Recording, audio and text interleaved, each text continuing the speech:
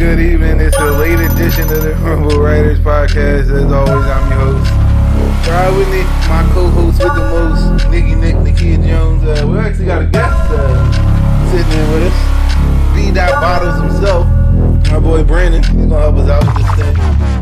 As always, we're going to give you the latest and greatest in NBA, MLB, little football, and give you some social commentary. We start off with the NBA. The NBA playoffs, conference finals are underway right now. The Cavaliers took a commanding 2-0 lead. Let's listen to the highlights of the game. Nice feed inside, and Smith the finish. Gorgeous look from LeBron James. What you don't want to do against this Cavs team, great job of throwing it, is overreacting to their ability to shoot the three-point. James on the pass from Irving. They're getting dunks again early. Who took him to the basket time and time again in game one. Good look. Love connects on a three. The Cavaliers once again mollywopped the Toronto Raptors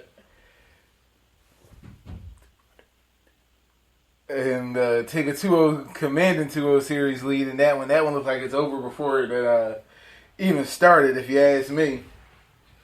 I don't know what your thoughts on that, Nikki. You think that series is over?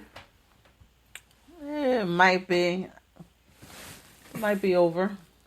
Yeah, I think they need to pack it up. Now, maybe they may have some oomph, some enthusiasm.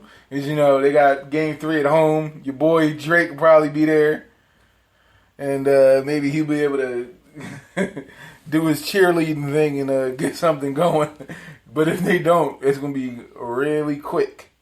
On the other end of things, in the Western Conference, the Golden State Warriors and the Oklahoma City Thunder are knotted at one game apiece after what we'll call Russell Westbrook's The Walk Heard Around the World wasn't called, and OKC was able to steal Game 1. The Thunder weren't able to match that intensity in Game 2. They took a nice 27-point loss, and Steph Curry was able to go off for 17 points in the third quarter of that game. So as it stands now, one series is 1-1, the other series is 2-0. Any prognosticators or guesses here as to how either one of those series is going to turn out at this point, since you've seen the first two games? B-Dot, what do you think? Who do you think is going to make it to the finals? Well, I definitely think Bron's going to make it, I think it's definitely going to be his year. They're playing the Raptors. I don't know if Drake is going to get some ghost players to come out there and play, but he's definitely going to get the job done up there, The West, it's going to be a great series with the West, I think. What about you? Yeah, I think so too. I think that's going to go 7 games. The other one might be over in 4. Yeah, get them 5 if they lucky. Nikia, what you thinking?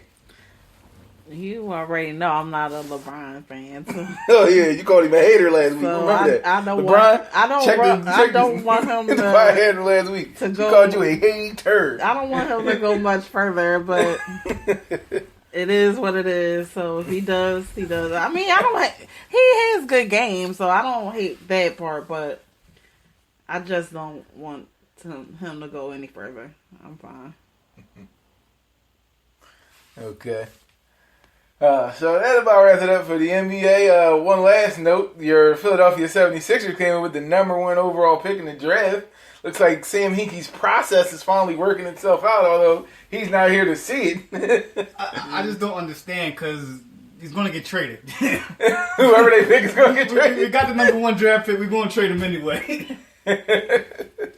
Maybe not. It looked like it's going to be Ben Simmons. That could work out. He's a facilitator. He's a LeBron-esque player, if you will. He's good at rebounding and assists and has the court vision. So it may work out. They're going to get Saric from overseas.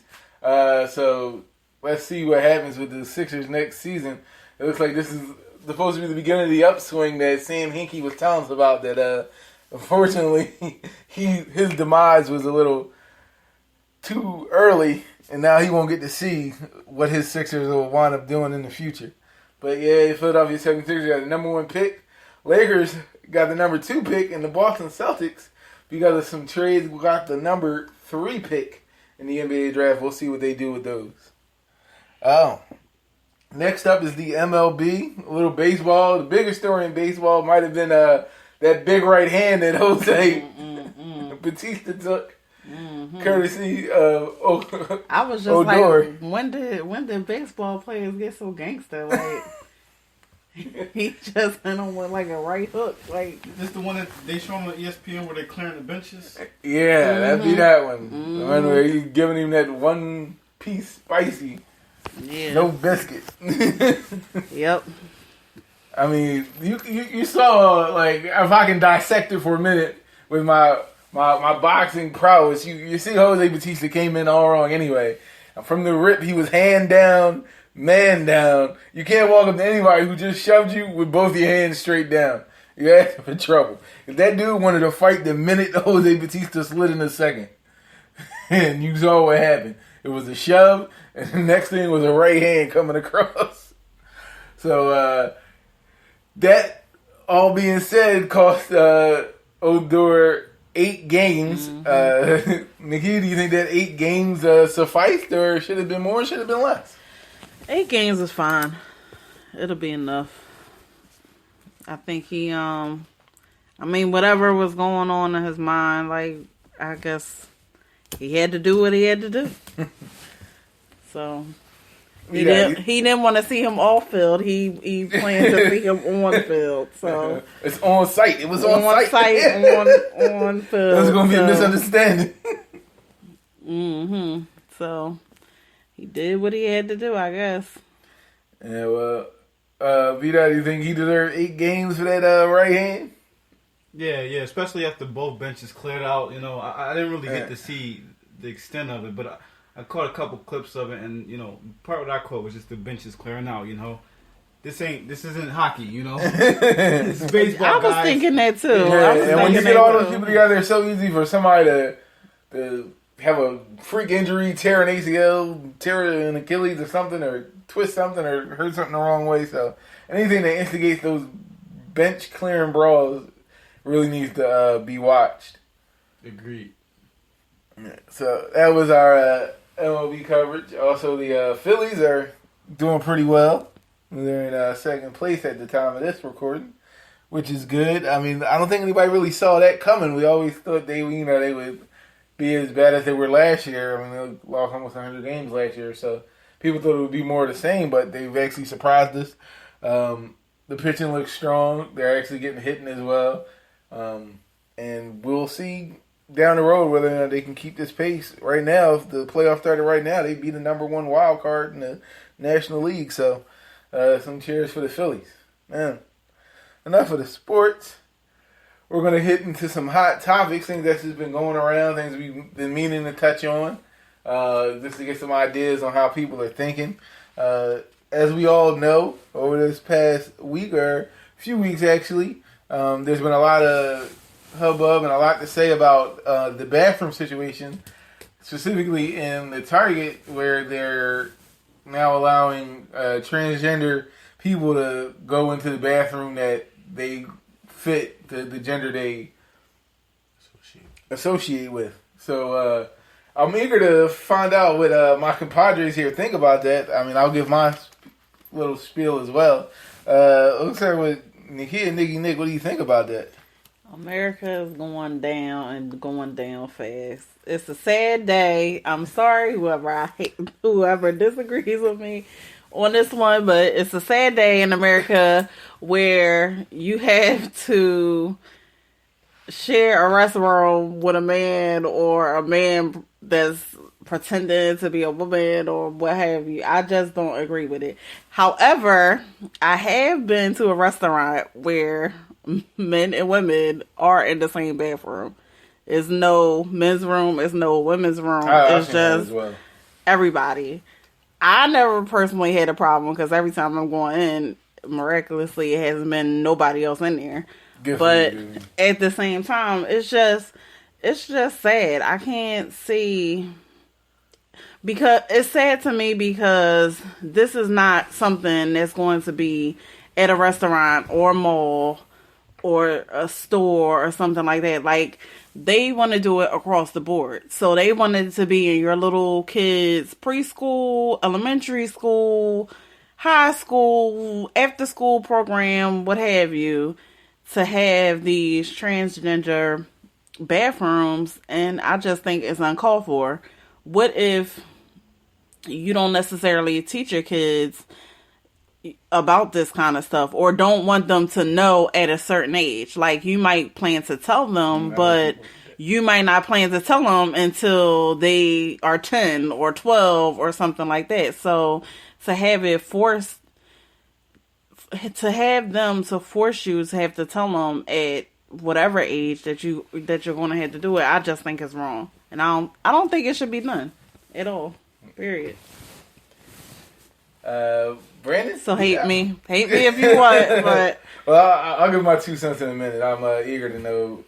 And last point was no, this guy on the radio, he was like, he feels comfortable with it as a man because when his wife and his daughter is out, he doesn't want to have to. It's bad enough you have to worry that somebody might come in the bathroom, they might be attacked, any type of thing can happen. But now you have these men that might be coming in the bathroom, that might be a child predator, but they're trying to be transgender. Not to say that that's going to be all, but it is possible because they want to go under their umbrella and capitalize on the opportunity. So like I said, hate me if you want, but I don't agree. I don't agree with it at all. All right, so I'm gonna give my 2 cents on it because, first of all, it's a hot topic right now. I've been to bars in Philadelphia where, it's a unisex bathroom. That's fine. That's a different environment, different space. A lot of things happen in those bathrooms, but that's one space. Now, what really disturbs me is when they're bringing it to schools. They're letting kids who can't drink, you can't drive, you can't vote, you can't buy a pack of cigarettes, but we're letting them make sexual preference decisions. I just think that that's really, really bad that America has fallen to that. I can choose what sex I am, but I shouldn't be having sex. Or I shouldn't be smoking cigarettes or doing anything else that, adults do. But, to have the school districts, nationally accept this, I think that's just plain wrong. And once again, I might offend some of y'all. I think it's wrong. Well, we got those 2 opinions, and I'm going to give mine. Not surprisingly, I wouldn't say I'm almost the other way, but the way I look at it is whatever equipment you have at the moment, and use the corresponding bathroom. I think it should be as simple as that. But also, what I find funny, or rather very hypocritical about the entire situation, and Nakia did it, Brandon kind of did it, was they're leaving this to just the male who identifies as a female. Nobody's picking on the female who identifies as a male. I don't agree with that either. That's never going to be an issue. I don't agree with that either. Every person that has an issue with it is talking about these men who are child predators and are going after little girls or whatever in the bathroom. Well, only because the majority of the time when you hear child predator type cases, not to say that the women don't do it, but the majority of the time you hear about the men preying on females. And I get what you're saying, but at the end of the day, it just goes right back to that spectrum of people with a mindset that all the homosexuals or whatever, or people like that, are just up to no good and funny business and trying to get in your pants and just weirdos. That's why it seems like the men are the ones that's getting called out for it, when if it's a chick that identifies as the dude that's getting ready to get a slam, y'all act like she can't. What's she going to do in the bathroom when she goes in the bathroom with the boys or whatever, or what have you? Like, every time I hear a complaint, it's always about a dude acting like a female. I don't think the women should be going in the men's room. I mean, I go in the men's room when there's a long line, but there's no men in the men's room. But See, for me to just go in the men's room because I'm okay, I'm identifying myself as a male now, so I'm going to go in the men's room. Like, no. I say if you got the parts for it, like you may have been born one way, and now you got all the accoutrements and everything of the other sex, then go in that bathroom. But how many people actually get the surgery and do all of that kind of stuff? That's a good point. That's a good point. I mean, because it's not cheap. To get that kind of surgery. and so another thing, as an adult, yeah, we can't attack men, but the fact that they're putting it in schools, period. Yeah. Like I said, the nightclub is a whole different environment, a whole different animal. I've been in nightclubs where there was boys and girls in the same bathroom. They weren't supposed to be in there. But what's going to happen when you start putting the same sex in the bathroom? Especially at the school level. It's kind of funny because they have the LGBT, now they got the Q, So you're going to put questionable people in the same bathroom. What's going to happen? Spread more diseases and more pregnancies. It's going to happen. It's bound to happen. Because you're going to get in that bathroom and you're going to be curious. What happens when the female who, and I hate to say this, but a female will never have a man's package. It just won't happen, Amen. Now, you can snap off a male's package, and make it look nice, but, a female will never have a man's package, It has been done, but that's another story for another day.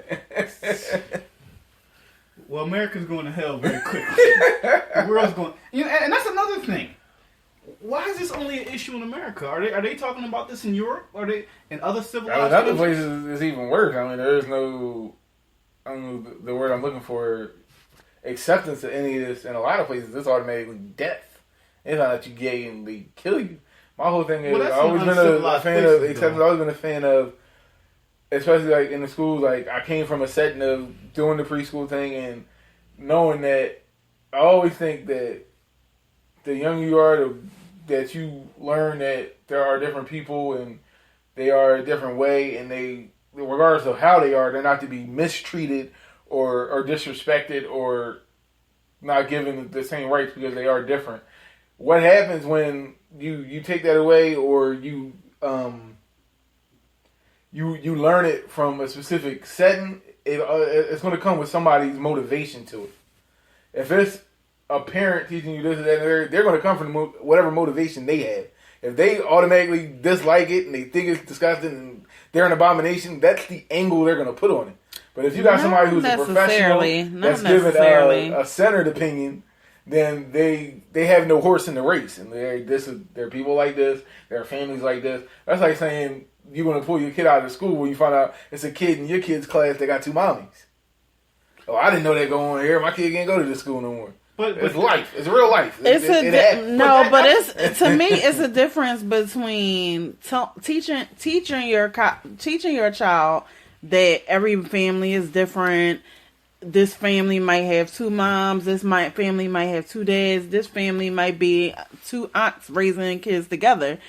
To me, everything is different. But when the government and other groups kind of force things down your throat to tell you have to tell your child that it's different families out here, that it's different, that we're going to now have transgender bathrooms and stuff like that. To me, that's wrong. You can't, you choose when and where you talk to your child about things.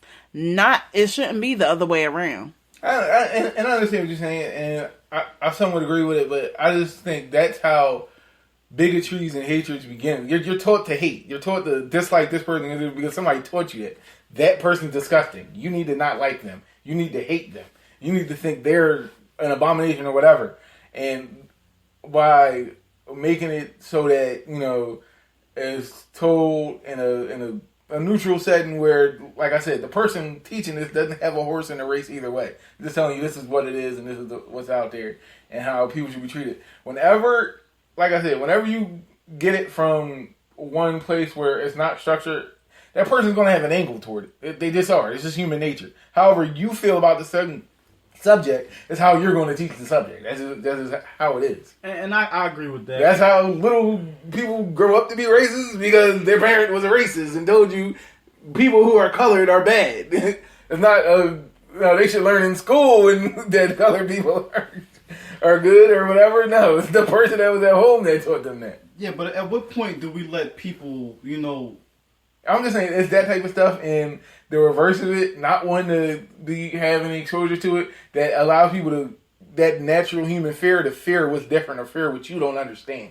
And then that's how people get hurt, and people lose lives, and people go off killing themselves and stuff like that. It's not funny, and that's what touches me and hurts me, is that's what that leads to, that type of mentality where you don't need to be acknowledged or let it be known, and then this person's different. Yeah, my mom told me that you're going to hell, so you should kill yourself, and then that person goes home and does that. But I mean, people need to learn how you have two different lives. You have a private life with things that you do, and the way you act in private with your family, with your loved ones. But then you got to be respectful of public. Right now we're just smashing public up. It's just, it don't matter what you are, just defecate, or just urinate here, That kid needs to know. That kid needs to be able to, and especially for the kids need to be able to operate in public settings and need to be able to, at what point do we stop the argument? Okay, what if somebody comes up and they say, hey, I want to drive on the left side of the road? Oh, well, now we got to respect their point of view, and now we're going to change the laws of the street. I mean, where's it going to stop? At some point, it has to be set, and I understand what you're saying, like, the government and things like that, they have to come from a very neutral standpoint. And that's why they're passing laws like this. But at some point, they got to say, look, we've been around for 150 years or however long we've been around. Somebody, fix the quote. But this is how we've been operating. And we've been able to move forward operating this way. Now, as an adult, if you have the money to go be Caitlyn Jenner, I wouldn't feel comfortable Caitlyn Jenner walked in the bathroom. But I can understand that point. I mean, that is now almost a full woman.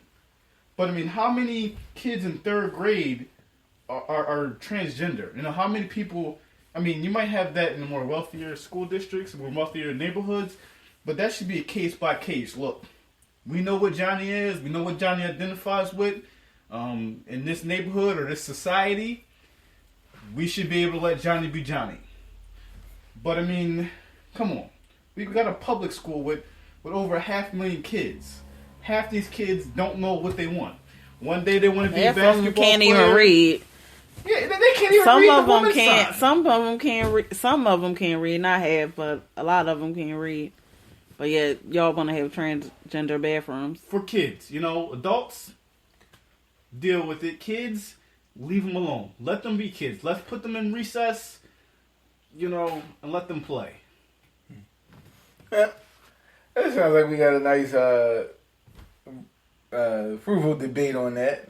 Everybody has some good points. Everybody has some good talking points and good opinions. I mean, they're all opinions. Nobody has a wrong opinion or a right opinion. It's just our opinion.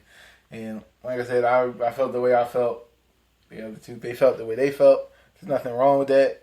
I said, by all means, we don't mean to offend anybody if anybody was offended.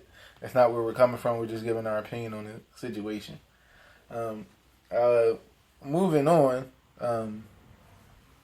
we also had some social topics that Miss Nikki Nick had brought to the table as far as we always talk about relationships here, and I believe she wanted to talk about is it the man's place to always pay? You can correct me if I'm wrong if that was where you were going with that, Nikki. This is a good topic. That was where that's what I pretty much wanted to ask, yes. Yeah. So, I guess me and B-Dot will field this question, how do you feel about the man always being the one to pay? If you ask me, any girl that has ever went out with me, and they all vouch for this, I always pay. Yeah, I know this. I always pay. I just think that I should pay.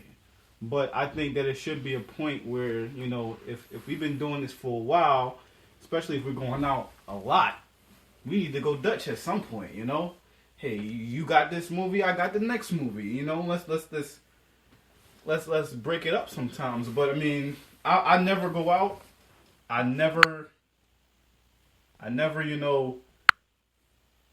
go get food or anything like that and not have enough money to pay the full bill.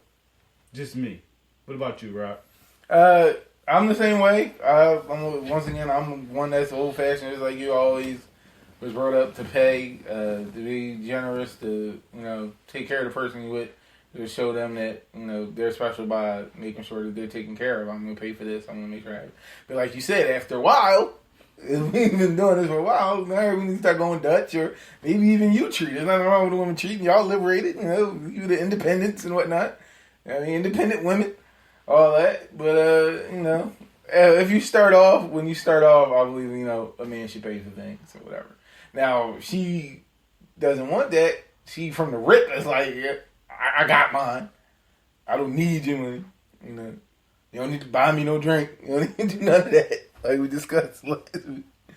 Then so be it. You go by that person's perspective and what they want to do. But if there's no decision that's been made beforehand, then I always believe a man should pay.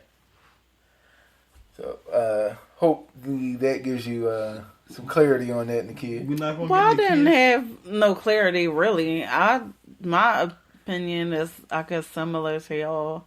I just feel as though a man should pay, but eventually, not even eventually, every once in a while, a woman can pay, can treat. But I guess, I was told it's whoever asks for the date. But my whole thing is, what if the woman is always, when are we going out, or when? I don't know. So to me, it shouldn't always be whoever asks first or whatever. If that's the case, some people would never ever pay at all. Yeah. So, yeah, that's true. But I guess whatever you work out in your relationship is what y'all do to make it work out.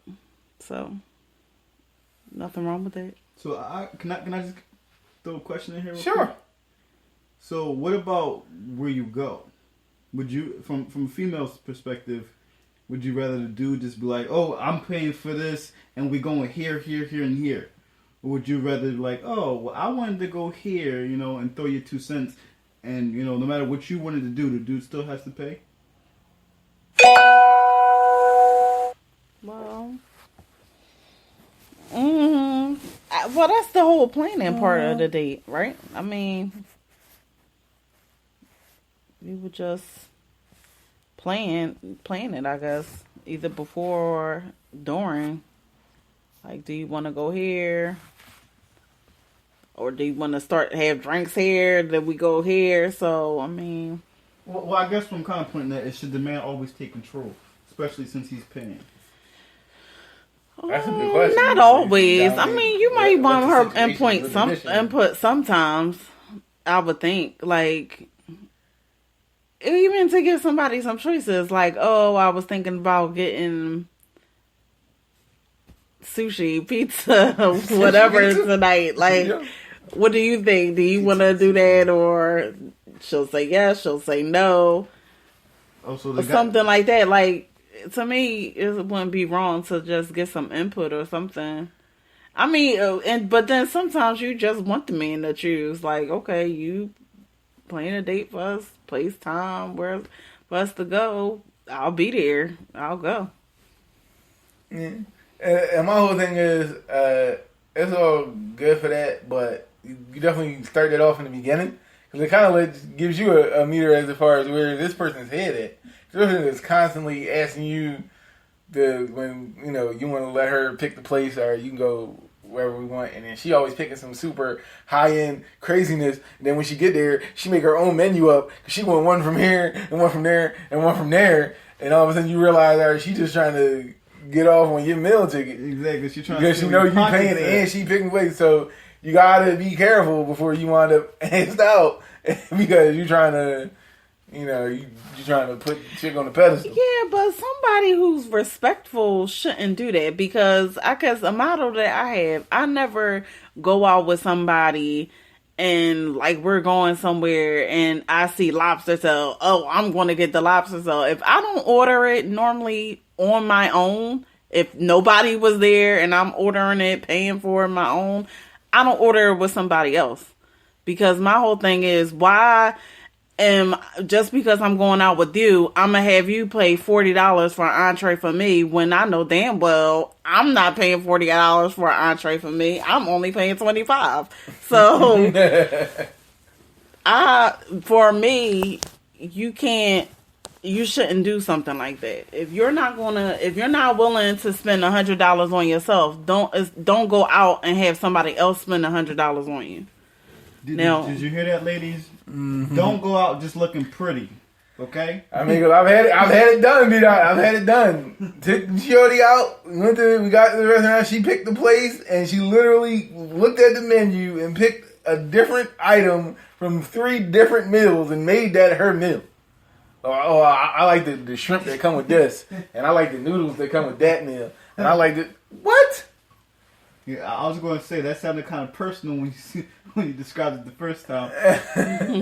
So I'm like, that's crazy. Now this is a while, way back for the missus game in the picture, but still, it ain't cool. It ain't cool. You're not gonna get winding down on my tab and then. So we're gonna drop the girl's name. We do the initials. We do initials. So was this Miss A again? No, this wasn't Miss A. This was not Miss A. Okay. So this was Miss B. What was the? Let's see. Hey, is this so long? I can't even remember her initials. This is Miss. You want to know why he can't remember his initials? Because he's married now. Hey, I don't need to remember the names. I don't need to remember that. I don't need to remember no names, no initials. I want to say Miss T. Miss T. Yeah, Miss T. But yeah, that was quite the evening, and it was definitely not a good look on her part to try to fleece your boy for the for the crazy meal. But speaking of good looks and bad looks, we got some good looks and bad looks of the week. I'm going to run off some topics, explain them, and we'll see whether or not me and my cohorts believe it was a good look or a bad look. First off was Steven Adams of the OKC Thunder referring to Klay Thompson and Steph Curry as running around like a bunch of monkeys. Now, I say this to say, just to preface his comment, he is not from America. He's from New Zealand. He's only been here about 4 years. And he did apologize almost immediately the moment he got told that, hey, you can't say that. So I ask you, Brandon, was that a good look or a bad look for Steven Adams to be calling people monkeys? So he's not American, so no, he's from New Zealand. He's from, yeah. It's a bad look all the way around. I mean, no matter how you split, they got rings. MVP. You don't call an MVP a monkey. You don't do that. That's disrespectful, especially in the sport of basketball. Come on, you're gonna get clowned for that. I don't care where you're from. Kid. It's a bad look, but I guess it's halfway because. Maybe he gets a pass since translation. Oh, what's the word for that? I don't know the word for that. Monkey. Because when he said it, he was just looking for a fast animal, and that was the first one that came to his head. Yeah. He might get a halfway. Just don't do it again. Just don't do it again. Oh, man.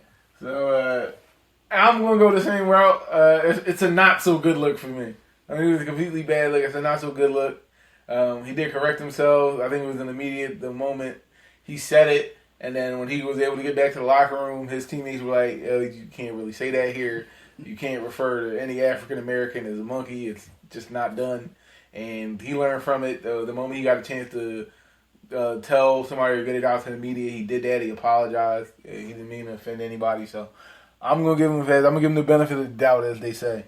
and say it was a not so good look because it's definitely something you don't want to say. But the fact that I don't think it was purposely done to. So it didn't come from a malicious place. It didn't come from a malicious place. No, everything it was saying. I watched the clip plus I've read a couple things, and it was saying you can see he's from a different country, and I know a lot of times they mean to say something, but for us, we're just like get that crazy. What?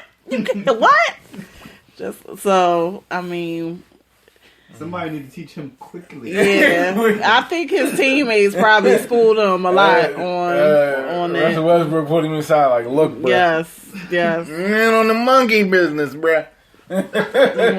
No monkey business. You want to call a monkey? We can show you what a monkey is. Well, why not gazelle? Or gazelle. Or Them lion, gazelles you know? run around like wild gazelles. You got them over in New Zealand, right?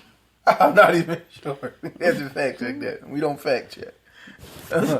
Number 2, good look, bad look. We kind of spoke about it earlier. Was it a good look or bad look for Jose Batista to take that right cross to his face and not get a punch in? Like I said, when the baseball players get so handsome and so gangster, that's all I They get so rough. like, okay, this then went from baseball to hockey to back to boxing. Like, I mean, to me, it was definitely a bad look. And it was a bad look for Odor as well because it seemed premeditated. Mm-hmm. The fact that the moment he slid, he stood up, shoved Batista, and then hauled off on him. And it all, if anyone knows, stems from last year in the playoffs. Jose Batista hit a crushing 3-run home run and did one of the craziest bat flips we've ever seen. As far as after he hit it, flipping the bat over his head and about a good 15, 20 feet. And just to show up the opposing pitcher. They didn't take too kindly to that.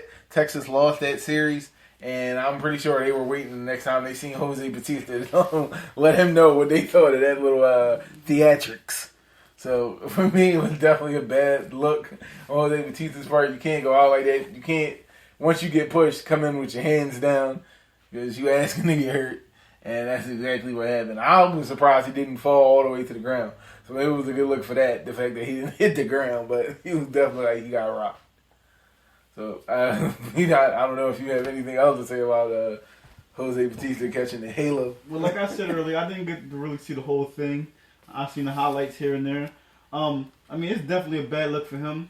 I think personally it's a good look for the MLB only because of the ratings, you know? Yeah, nobody watches baseball anymore. Exactly. You know, people watch football because of how violent it is, hockey because of how violent it is.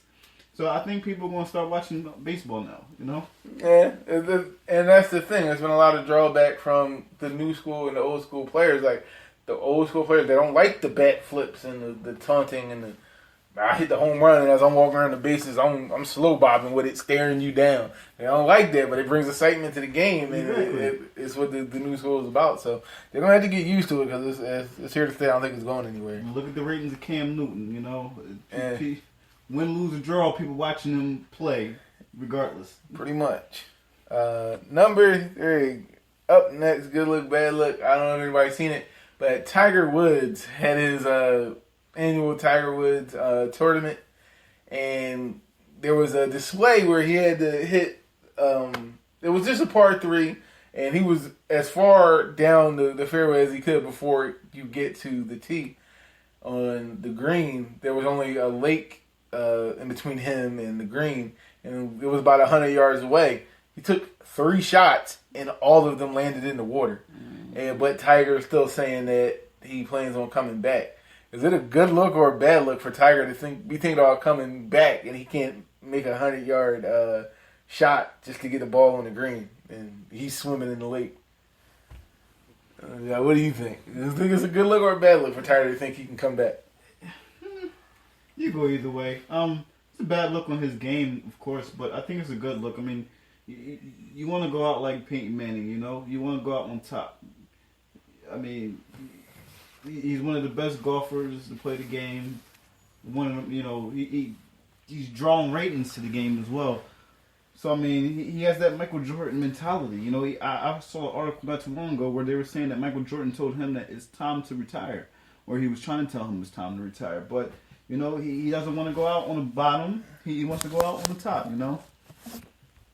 Maybe you should have thought about that a little while ago, because those swings were pretty bad looking. I mean, it looks like he needs to, he would definitely need a lot more practice I guess, just to get in his groove and his rhythm and to get all of that back. But I definitely agree with what you're saying. Like, you don't want to go out looking like that, not from the clips of him missing the swing, so missing the ball, so, or going into the water. So you definitely want to go out on top. Hey, consensus, that was a bad look, Tiger. Hang them things up. Hang them cleats up. Hang up them swooshes. Take your 9-10 figures you got and take a walk. Go coach some up and coming golfers. Hey, he had more time for them girls, right? Yeah. His other favorite pastime. Tiger giving out the wood. So our last good look, bad look, I thought of this, and is apropos because I thought this person made an ass of himself in his press conference. I don't know if we all saw Sam Bradford's press conference and his explanation for his behavior. I gotta ask you, Nikki, because you've been on the fence with Sam Bradford. Was that press conference a good look or a bad look? Bradford. I'll just see you in training camp. That's all I got to say. She got no words for you, Sam. No words. She got no words for you. No words. Yeah, you got any words for Sam Bradford? Was that a good look or a bad look? You got him there and blamed everybody else for his press. I think I'm on the same. I'm right there with the kid. You know, you cry because a rookie could possibly take your spot. It's no coming back. But he was guaranteed. He not They necessarily guaranteed the spot, but they told him, "Yes, this is your spot. This is your team. Come lead us. Come bring us home. Take us to the promised land. Take us to the promised land, Bradford." And he's just like, ignore, phone off. Like, somebody send him to the Cowboys. Send him to the Cowboys. Send him to the Cowboys. Yeah. He fit in. And the sad thing about it is, knowing the way that we are, Eagles fans are diehard fans. I even booed a kid in class the other day. But education system. I think the team and everybody that's associated with the team probably has forgiven him. Things have gone on and moved on. But the fans, it's hard for us to forget. It's hard for us to move on. And we just think that was a bitch move to do something like that. She kept it real. Yeah. I'm Yeah. gonna have to agree. It was a bad look. It was a bitch move. And Sam, you can't go out like that. You were told you were the man. I truly believe they have no intention of putting that kid on the field. And it was going to be your offense. Your teammates were behind you. There was no reason to act the way you acted or come off and then try to come get the sympathy later for it. You should have just manned up, showed up, did what you had to do. And worst case scenario, you ball out and you get team pick you up. You get a max deal somewhere else. So, yeah, that's definitely a bad look on Sam Bradford's part. That's going to do it for us. We're going to get out of here. Thank you for joining us live, the Robo Rider Podcast. As always, my co-host with the most, Nakia Jones. I thank B-Dot for joining us today, giving us a lot of good insight, a lot of good commentary, and we're going to get out of here. Nakia, any last words? No, just have a good weekend. B-Dot, anything you want to say before we get out of here? Bradford, we need a ring to respect you. Yeah, I could agree with that. We're going to get out of here.